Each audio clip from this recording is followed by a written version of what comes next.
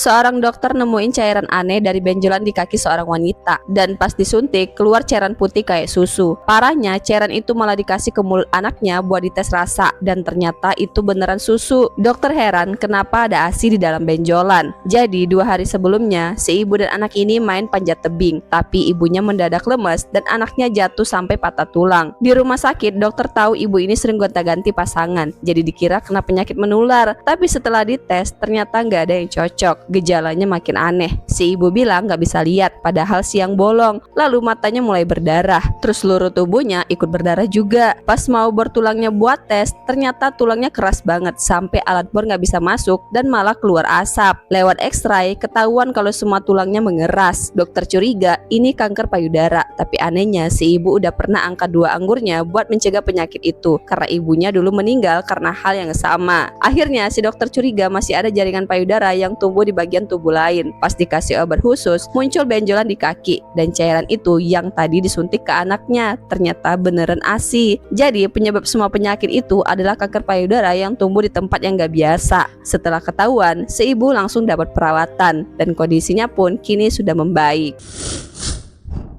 Cewek ini lihat lubang hitam misterius yang muncul tiba-tiba di meja. Begitu wanita itu melihatnya, lubang itu gelap banget, kayak nggak ada ujungnya. Dia penasaran kan, jadi dia coba deketin dan lihat dari bawah meja, tapi nggak ada apa-apa. Tapi ada rasa aneh gitu, kayak ada yang ngintip dari dalam lubang itu. Pengen tahu lebih dalam, dia ngikat HP di tali, nyalain kamera, terus dimasukin ke dalam lubang hitam itu. Setelah diturunin, dia akhirnya dapat gambar yang bikin merinding. Gambar itu langsung dia kirim ke ayahnya, dan ternyata ayahnya panik banget. Dia bilang supaya jangan deket-deket meja itu, dan malah ngirimin video yang mirip banget sama apa yang dia rekam. Ternyata di dalam lubang itu ada ribuan mata kayak bintang-bintang, tapi itu jelas mata makhluk aneh. Gak cukup sampai situ, ayahnya juga ngirimin pesan yang bilang harus tutupin lubang itu segera, kalau enggak makhluk-makhluk itu bisa keluar. Buru-buru dia tutupin lubang itu pakai selimut. Pas dia mau balik ke kamar, tiba-tiba ada bayangan orang di belakangnya. Langsung deh dia lari ke dalam rumah, gak berani keluar. Pas bayangannya hilang, dia pelan-pelan nyamperin pintu, dan loh, kok ada yang aneh lagi di luar. Cewek ini malesnya udah level dewa. Abis makan, piringnya dilempar ke lantai. Kakaknya yang lihat cuma bisa ngelus dada sambil bantuin. Tapi pas mau bersihin, dia kepleset dan dadanya kena tusukan gantungan baju. Sakit banget sampai jerit minta tolong. Tapi adiknya masih santai ngopi, cuek bebek. Kakaknya harus selamatin diri sendiri sambil nahan sakit. Padahal bayinya lagi nangis minta ibunya. Beberapa menit berlalu, baru tuh adiknya jalan, tapi cuma buat ke toilet. Bahkan ngelangkahin kakaknya yang udah sekarat. Malamnya si bayi masih nangis, tapi si adik malah nonton film keluarga sambil baper nangis juga. Kakaknya yang tinggal sisa tenaga minta tolong suapin susu buat bayinya, tapi si adik tetap gak peduli. Sampai akhirnya besoknya sahabat kakaknya datang dan langsung syok. Rumah berantakan, bau busuk, dan kakaknya udah tinggal tulang. Bayinya pun udah pergi. Si adik masih santuy malah bilang kalau sahabat kakaknya ini wangi banget. Sumpah ya, ini bukan males lagi, ini udah keterlaluan. Seorang dukun berhati mulia punya kekuatan nyembuhin penyakit berat, tapi tiap kali nyembuhin orang, nyawanya terkikis pelan-pelan. Setelah bantu pasien, dia selalu tumbang lemas, tapi gak pernah berhenti. Istrinya seekor iblis yang galak banget, gak suka suaminya deket cewek lain. Padahal si dukun malah jatuh cinta sama pembantu rumahnya sendiri. Pas ketahuan, istrinya ngamuk, tapi si dukun cuek aja, mabok terus pulang. Malah diserang pembunuh bayaran. Mereka berantem, dan si dukun nyentuh si pembunuh, langsung nyebarin racun. Pembunuh itu kabur, tangannya membusuk. Akhirnya dia mati di kamar mandi hotel. Polisi nyelidikin, nemu fakta mengejutkan. Si dukun dulunya agen rahasia kejam, tapi sekarang dia tobat, milih nyelamatin nyawa buat nebus dosanya. Polisi lihat sendiri saat si dukun nyembuhin anak kecil, terus jatuh lemas. Mereka akhirnya milih gak ganggu, tapi ternyata pembantu yang dukun suka itu adik dari si pembunuh. Dia nyusun balas dendam diam-diam. Pas dukun pulang, cewek itu rayu dia, lalu racunin minumannya. Si dukun gak mati, tapi malah ingat dia pernah bunuh orang tua cewek itu. Dia minta maaf sambil nangis, tapi cewek itu tetap nusuk dia. Teriakannya bikin si istri datang dan langsung bunuh si pembantu. Polisi nyampe, si dukun udah sekarat, tapi dengan sisa hidupnya dia milih nyelamatin cewek yang barusan nusuk dia. Setelah itu dia meninggal. Mungkin itu cara terbaik buat nutup semua dosanya.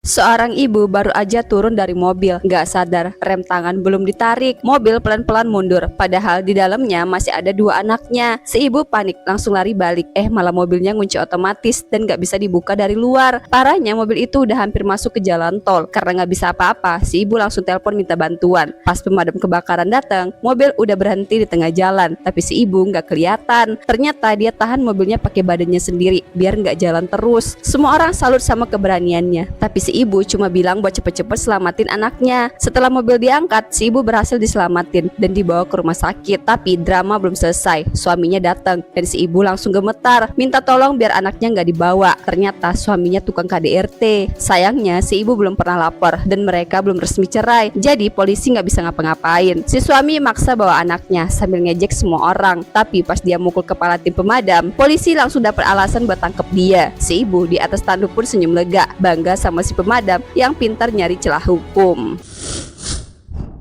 Lagi ngisi bensin, seorang ibu kaget setengah mati pas mobilnya tiba-tiba dicolong perampok. Dan parahnya, anaknya masih di jok belakang. Si perampok langsung kabur bawa mobil plus anaknya. Ibu itu langsung panik telepon polisi. Polisi cepat dapat lokasi si pelaku, tapi nggak bisa langsung kejar karena takut nyakitin si anak. Untungnya ada mobil pemadam kebakaran di dekat situ. Operator nyuruh mereka buat halangin jalan si perampok. Dua truk pemadam langsung ngebentuk blokade. Sampai akhirnya si mobil terjebak di tengah-tengah. Perampok nekat ngebut masuk ke sebuah rumah dan nyemplung ke kolam bareng si anak. Pelaku mau kabur lewat pagar, tapi langsung ditangkap polisi. Tapi anaknya masih di dalam mobil yang tenggelam. Kapten pemadam langsung nyebur, nemuin si anak yang masih keikat sabuk pengaman. Dengan sigap dia gunting sabuknya dan tarik si anak keluar. Tapi udah 3 menit di dalam air, harapan tipis banget. Tapi mereka nggak nyerah. Kapten medis terus lakuin CPR, digebrak-gebrek, dipanggil-panggil, dan akhirnya si bayi nangis. Ibunya langsung nangis lega dan janji nggak bakal ninggalin anaknya sendirian lagi.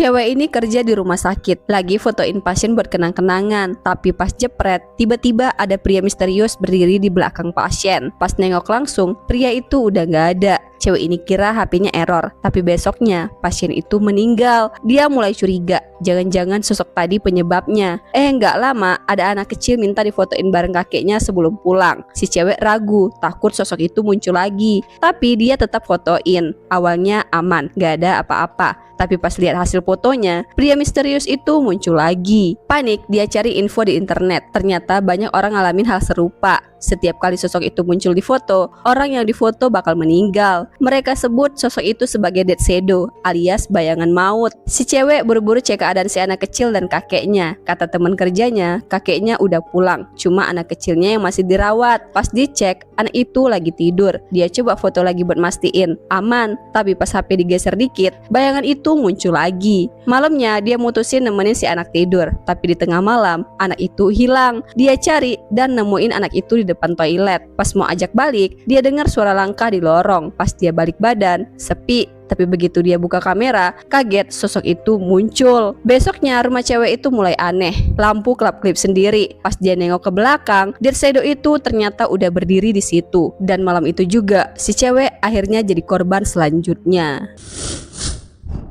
Cowok ini membeku di sungai es, tapi tiba-tiba dia balik lagi hidup-hidup. Jadi awalnya dia main bola di danau beku. Sialnya, dia nginjek bagian es yang tipis, langsung kejebur ke air super dingin. Gak lama, permukaan danau malah nutup sendiri karena beku lagi. Temen-temennya santai minum, gak ada yang sadar dia tenggelam. Si cowok pun beku di dasar danau, tapi kemudian tiba-tiba ada tangan muncul dari es. Ternyata dia masih hidup dong, tapi badannya udah ungu semua karena kedinginan. Dia langsung lari ke api unggun. Tangannya yang ungu berubah jadi daging warna normal. Gak cukup, dia malah nyedot api pakai hidung. Mukanya langsung balik ke warna normal juga. Tapi gak lama, api unggun yang nyala tadi malah ikutan beku. Ternyata ini semua efek dia jatuh ke sungai dingin. Saat dicek dokter, suhu tubuhnya minus 25 derajat Celcius. Bikin dokternya kaget setengah mati. Tapi pas dokter nyentuh si cowok, suhu tubuhnya langsung balik normal. Dia ternyata bisa nyedot suhu panas orang. Malamnya ada seorang cewek yang lagi mandi.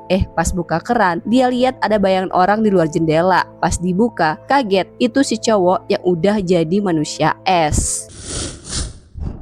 Lagi ada pertunjukan figure skating. Salah satu atlet muter super kencang dan tiba-tiba payet kecil dari bajunya terbang entah kemana. Semua lanjut tampil, gak sadar payet itu bakal jadi sumber petaka. Pas sepasang atlet lain siap masuk, penonton sorak-sorai. Salah satu penari latar kena payet, kaget, refleks jatuh. Sialnya jarinya gak sengaja keiris bilah tajam ice skate pasangan skatingnya. Atlet cewek ini yang di dekat situ jadi panik, kepleset dan salah satu ice skatesnya nusuk pas di dada pacarnya sendiri. Ngeri banget. Tim penyelamat datang buru-buru, tapi mereka nggak bisa seluncur. Ada yang hampir jatuh juga. Atlet yang jarinya putus udah dibius, siap ke rumah sakit, tapi jarinya belum ketemu. 3 berhasil dicari, tinggal si jari tengah yang entah nyangkut di mana. Sementara itu, cowok yang ketusuk dada malah ribut sama pacarnya. Katanya ini balas dendam karena mereka emang udah sering cekcok. Ternyata luka tusuknya dalam, nyaris kena jantung. Tapi karena mereka berantem mulu, tim penyelamat bingung mau cabut sepatunya gimana. Akhirnya si cewek bisa tenang, narik kakinya pelan-pelan. Pas banget si jari tengah juga ketemu. Tim juga nemuin si payet kecil yang nyebabin semuanya. Ternyata tragedi ini cuma gara-gara satu benda bling-bling mungil. Baru sekali nabrak, langsung besi nancep ke otak. Tapi anehnya, pria petugas pemadam kebakaran ini nggak ngerasa sakit sama sekali. Bahkan masih sempat nelpon 911 dulu sebelum diselamatin pemadam. Mereka sampai bingung harus mulai dari mana. Soalnya besi itu nembus kepala dan jok mobil. Karena otak manusia emang nggak punya saraf nyeri, dia nggak sadar kalau udah sekarat. Akhirnya, biar aman, dia diangkut bareng mobilnya ke rumah sakit. Kepalanya diikut ke jok, terus dinaikin ke truk derek. Di tengah jalan, dia malah lebih khawatir mobilnya masih bisa diservis atau enggak. Temennya yang sesama petugas cuma bisa jawab santai, udah nggak bisa. Pas di rumah sakit, dia dibius dan dokter potong sisa besi. Masuk ruang operasi, tengkoraknya dibuka, besinya dicabut, tapi jantungnya langsung drop sampai akhirnya jantungnya kembali normal. Setelah semalam penuh perjuangan, dia jadi vegetatif alias hidup tapi nggak sadar apa-apa. Dokter bilang satu-satunya harapan cuma satu, harus ada orang yang dia cintai nemenin. Tim penyelamat cari mantannya, berharap dia bisa bantu bangunin si cowok. Tapi si mantan malah nolak, bilang udah move on dan nggak mau buang waktu. Akhirnya kepala regu pemadam pura-pura bilang ke si cowok kalau ceweknya ada di sana. Dia pegang tangan si cowok dan tiba-tiba ada gerakan. Cowok itu mikir mantannya balik, padahal bukan. Ini aneh banget, pas lagi jalan, bocil cewek ini nemuin telinga di atas tanah. Dia ambil, terus ditanam di pot rumahnya. Besoknya pot itu numbuh tangan. Si bocil cewek bukannya takut, malah senang, dan tanam tangan itu ke lubang lebih besar di kebunnya. Gak lama tangan itu hilang, tapi muncul lubang gede kayak buat manusia. Pas dia balik ke rumah, ada bocil cewek misterius nongol. Si bocil cewek langsung sadar, itu si telinga yang dulu. Dia peluk, kasih biskuit, terus diajak nari. Tapi malamnya, bocil cowok itu disuruh tidur di lantai, sementara si bocil cewek peluk boneka beruangnya di kasur. Si bocil cowok kesel, dia juga pengen dimanja, tapi malah dibilang kalau dia cuma peliharaan. Besoknya bocil cewek ini main di taman, terus dateng geng cewek jahat. Mereka ngatain si bocil cowok, bikin dia ngamuk. Langsung deh ngelibas geng cewek itu. Tapi meskipun udah dibelain, si bocil cowok tetap dikasih tidur di lantai. Malamnya dia ngeliat si bocil cewek peluk bonekanya, makin emosi kan dia. Langsung bonekanya dia terkam. Besok paginya boneka beruangnya hilang. Pas bocil cewek nengok ke bocil cowok, ternyata dia lagi ngunyah bonekanya dan bonekanya udah setengah dimakan. Bocil cewek jerit kesel, tapi setelahnya pura-pura tenang dan masakin bocil cowok, padahal dia udah nyiapin kapak. Endingnya bocil cowok itu akhirnya ditebas juga. Gara-gara dihina sama siswa, wanita gemuk ini ngelakuin hal yang jauh lebih mengerikan dari sekedar balas dendam. Jadi ceritanya, wanita gemuk ini lagi bagi-bagi makan ke anak-anak sekolah kan. Ada salah satu siswi yang ngelihat makanan hitam dan kental gitu. Langsung deh ngeledek dia, dan anak-anak lain pada ikut-ikutan ngelempar makanan ke si wanita. Meski super marah, dia tahan emosi demi kerjaan. Tapi pas denger si kepala sekolah ngomong lewat pengeras suara, bilang kalau makanannya nggak enak dan bakal dipecat kalau masih gitu, dia langsung meledak. Dia bilang kalau dipecat, dia nggak bakal masak buat mereka lagi. Dalam amarah, dia tendang ember sampah, tapi malah jatuh dan tumpahin semua makanannya. Di kamar mandi, dia coba bersihin noda di bajunya yang ternoda karena makanan tadi. Cewek yang ngejek dia tadi terus ngejekin dia soal sepatu jeleknya. Itu bikin wanita gemuk ini kehilangan kesabaran. Langsung deh dia dorong cewek itu sampai jatuh dan nyeret muka dia pakai alat toilet. Pas cewek itu meninggal, wanita ini buru-buru telepon temannya buat bantuin beresin mayatnya. Mereka mikir buat ubah mayat itu jadi daging cincang, terus dicampurin buat makan siang keesokan hari. harinya. Besoknya mereka bagi-bagiin ke siswa, dan anehnya semua pada rebutan makanannya kayak nggak sabar banget. Terus pas kepala sekolah datang dan kasih pujian soal makanan itu, wanita ini seneng banget karena nggak cuma nyelamati pekerjaannya, tapi juga berhasil nutupin semua yang udah dilakuin. Tapi temennya langsung nyadar kalau makanan itu habis, mereka nggak tahu deh apa yang bakal terjadi besok. Lagi nunggu kereta jam 3 pagi, tiba-tiba HP-nya cewek ini dapat pesan, lihat ke depan. Pas nengok, ada cewek berbaju kuning berdiri pas banget di seberang. Tapi waktu dia balas pesannya dan nengok lagi, cewek itu hilang. Baru juga mikir, jangan-jangan dia halu. Cewek baju kuning itu udah muncul lagi di sampingnya. Nyapa, si cewek panik, nanya lewat SMS siapa dia. Tapi balasannya bikin makin serem, karena cewek itu langsung berdiri deket banget sambil senyum nyeremin. Dia lari keluar stasiun, takut setengah mati. Tapi pas mau turun tangga, si cewek kuning udah nunggu duluan. Cewek ini pun kabur lewat pintu belakang, lari ke jalanan sambil terus lihat ke belakang. Dia pikir dia udah aman, tapi cewek itu tiba-tiba muncul lagi di belakangnya, dan si cewek pun hilang diambil si cewek kuning. Setelahnya, si cewek kuning balik lagi ke stasiun, nunggu penumpang selanjutnya.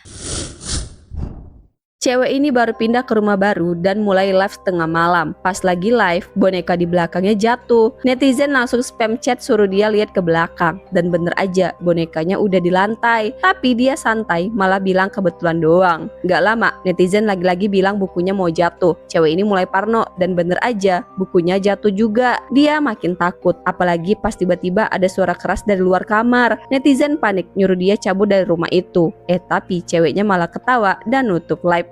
Ternyata semua itu prank buat naikin viewers. Dia telepon sahabatnya sambil bangga bilang viewersnya tembus 100.000.